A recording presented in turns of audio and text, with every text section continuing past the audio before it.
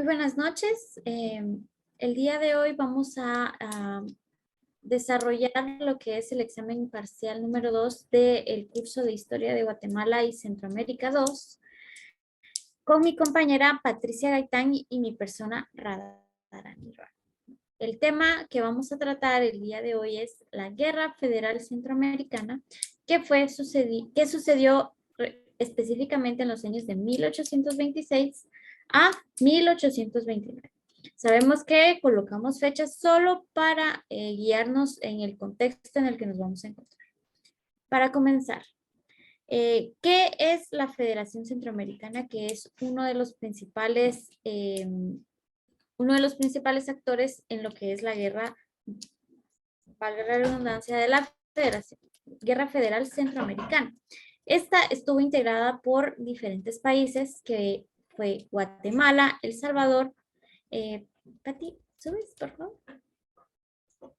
Que fue Guatemala, El Salvador, Honduras y Nicaragua. Debemos de preguntarnos qué es una guerra federal. Bueno, algunos pensadores, como lo fue Miguel García Granados y José Francisco Córdoba, nos dicen que fue una conflagración militar, la cual tuvo inicio en el año de 1826 en territorio centroamericano. ¿Esto por qué sucedió? Porque hubo un conflicto de poderes. Específicamente, Manuel José Arce, que fue presidente de la Federación Centroamericana, disolvió el Congreso y el Senado centroamericano, el cual fue asesorado por los líderes del clan Aycinena. Con base en esto, intentó establecer un sistema unitario en el cual él se aliaba con los conservadores guatemaltecos para poder tener un mayor impacto en dicha guerra. También vemos que de esta guerra civil emergió un personaje y una figura muy dominante, el cual fue el general liberal hondureño Francisco Morazán, el cual ya veremos en otra clase. Bueno, los que participaron en dicha guerra fueron, como ya habíamos mencionado, la Federación Centroamericana. Esta guerra fue la primera guerra federal que estuvo activa en Centroamérica, ya que de conceptos bélicos, ya que como no habían llegado los procesos de independencia, todavía no había sucedido dicho proceso. Entonces, los principales actores fueron guatemaltecos y salvadoreños, en conjunto también con hondureños y nicaragüenses, los cuales no tuvieron tanta participación. Le doy la palabra a mi compañera Patti, por favor. Muchas gracias. Buenas tardes. Vamos a hablar un poquito sobre quiénes participaron en la Guerra Federal Centroamericana. En esta primera Guerra Federal participaron en primer bloque, como los más importantes, por decirlo así, fueron los salvadoreños y los guatemaltecos. Y un segundo bloque también que se unió a este conflicto bélico, este enfrentamiento bélico, fueron los hondureños y los nicaragüenses. A esto vamos a unir un poquito que estos dos bandos, porque los historiadores han hecho de esta guerra, la han llamado como un enfrentamiento entre dos bandos, entre federales y centralistas, entre guatemaltecos y salvadoreños, ¿verdad? ¿Quiénes eran los federalistas? Los federalistas eran aquellos que deseaban que la ciudadanía se extendiera a áreas urbanas, que el pueblo pudiera tener también esta ciudadanía, mientras que los centralistas opinaban que no, que la ciudadanía se tenía que quedar sobre la élite, sobre los pequeños, sobre el pequeño gran grupo socioeconómico que estaba mejor que estaba en mejores condiciones y que de ahí no se tenía que salir ni la soberanía ni la ciudadanía. ¿Qué opinan los historiadores, los autores guatemaltecos de los que precisamente vamos a hablar hoy? ¿Qué opinan ellos sobre la Guerra Federal de 1826 en Centroamérica? Bajo el punto de vista de Manuel Montúfar y Coronado, que él escribió en 1832 un artículo sobre la guerra, José Francisco Córdoba en 1829 y Miguel García Granados en 1877. Ellos tres dieron su opinión. Dos de ellos, bueno, vamos a pensar que son los tres, pero dos de ellos fueron actores con un testimonio vivencial y directo, porque participaron en las tropas militares de esta guerra. Y el otro era un participante del gobierno de Arce y también de Aycinena, ¿verdad? El conflicto, según ellos, este fue un conflicto bélico. También fue un enfrentamiento, lo que mencionaba hace un ratito, un enfrentamiento entre dos bandos, los guatemaltecos y los salvadoreños. Los centralistas que defendían el gobierno de Manuel José Arce y el ejército contrario, que para ese entonces eran llamados aliados o verdaderos liberales. También bajo el punto de vista de estos tres autores que yo ya mencioné, ellos nos dan su punto de vista y ellos dicen que esta guerra se caracterizó por ciertos elementos, entre los que voy a mencionar a continuación, ellos dicen que fue una improvisación y una continua improvisación y falta de profesionalismo. También dice que según ellos había una tendencia de los oficiales hacia el compadrazgo. ¿Qué significa esto? Miren, pues, les voy a explicar un poquito. Cuando ellos hablan del compadrazgo, es que los federales tenían como cierta afinidad con la ciudad de Guatemala. ¿Por qué razón? Porque en Guatemala se centralizaba el poder armamentista. También se jactaban ellos que tenían los mejores hombres al mando, ¿verdad? Que tenían a los hombres de la élite. Entonces, como que había cierta afinidad política por ahí para mantener el poder. También la continua incitación a la deserción de los soldados. Los soldados, por lo regular, querían salirse de una tropa para ingresar a otra. El peso de la mala comunicación también fue una característica que les cobró muy fuerte, ¿verdad?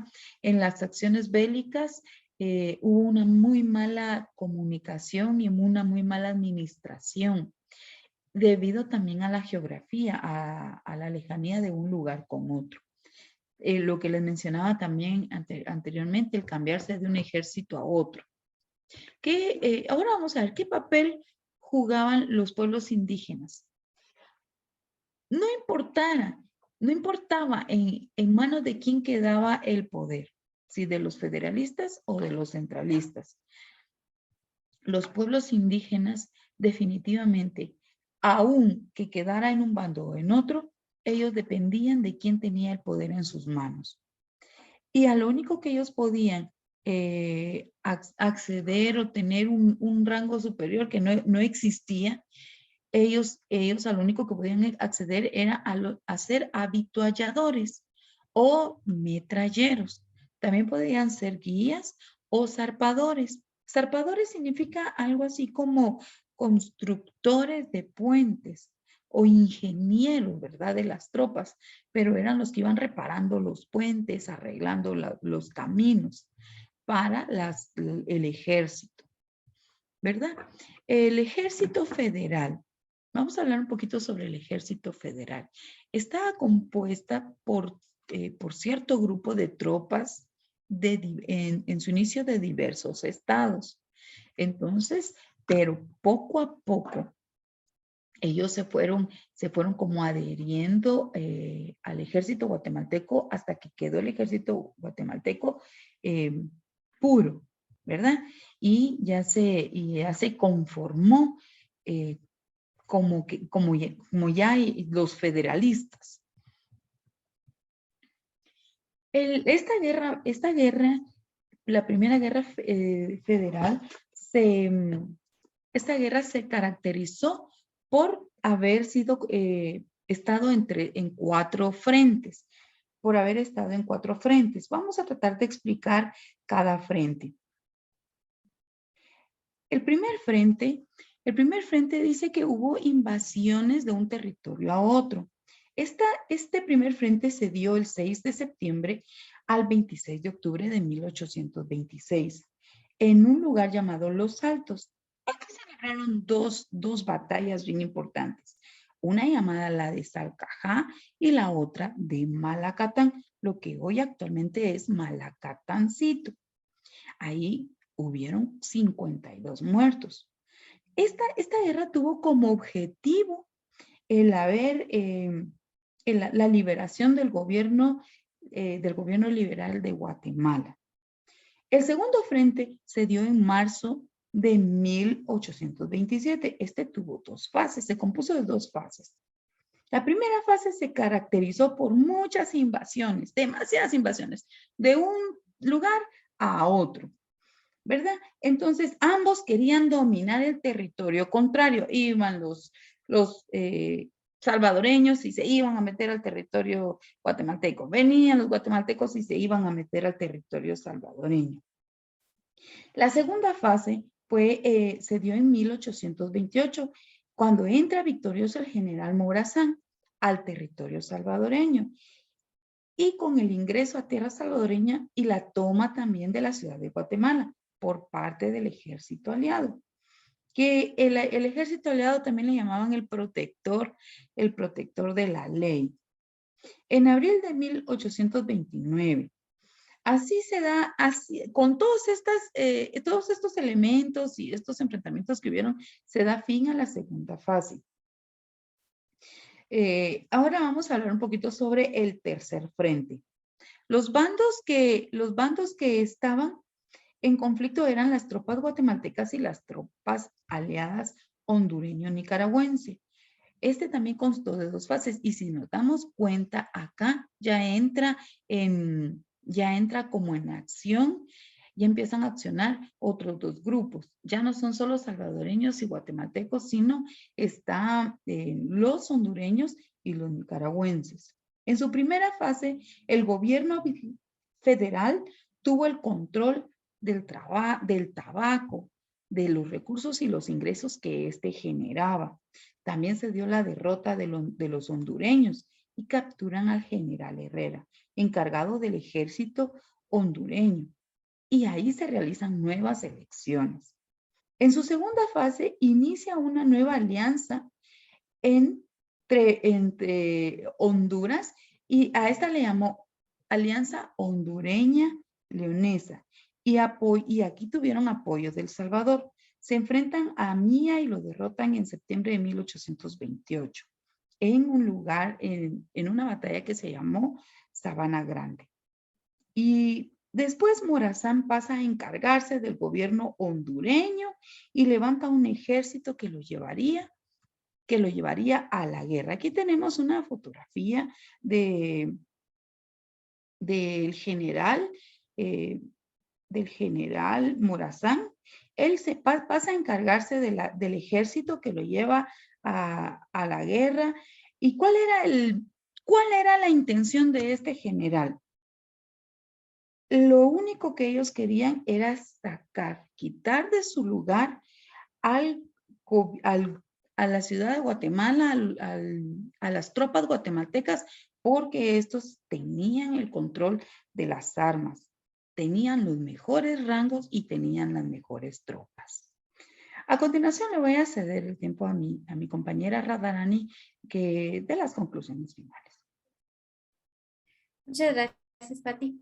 Bueno, como escuchamos ya, todos estos procesos de la Guerra Federal Centroamericana fueron muy difíciles de comprender, muy desarticuladas, con muy poca estructura. Y vemos que el ejército federal estatal tenía, como nuestra compañera ya lo había mencionado, tenía falta de profesionalismo, lo cual tenía muchos costos sociales. Y el hecho de que estos no tuvieran una buena estructura, hicieron que esta guerra llegara a su fin. Los procesos bélicos llegaron a su fin, podemos calcular y situarnos en el contexto de la temporalidad en 1829, más sin embargo, todos estos conflictos terminaron con la disolución de la Federación Centroamericana en el año de 1832. Anteriormente hemos escuchado algunos comentarios sobre qué pasaría si la Federación Centroamericana siguiera en pie hoy en día. Sabemos que en ese entonces tenía tantas ventajas como desventajas. Una de ellas sería de que tendríamos una población de muchísimo más millones de los que tenemos actualmente. Más sin embargo, tendríamos un poder muy descentralizado, una estructura política muy deficiente, la cual, pues, siendo un país tan pequeño como el que somos nosotros, Guatemala, tenemos muchos problemas internos, tanto internos como externos. Podemos ver el ejemplo de nuestro actual presidente, el cual, pues, basa su gobierno muchísimo más en el centro que en el interior del país. Y si existe hoy en día conflictos sociales, políticos, económicos en el interior del país, muchísimo más existieran si la Federación Centroamericana siguiera en pie. Todo esto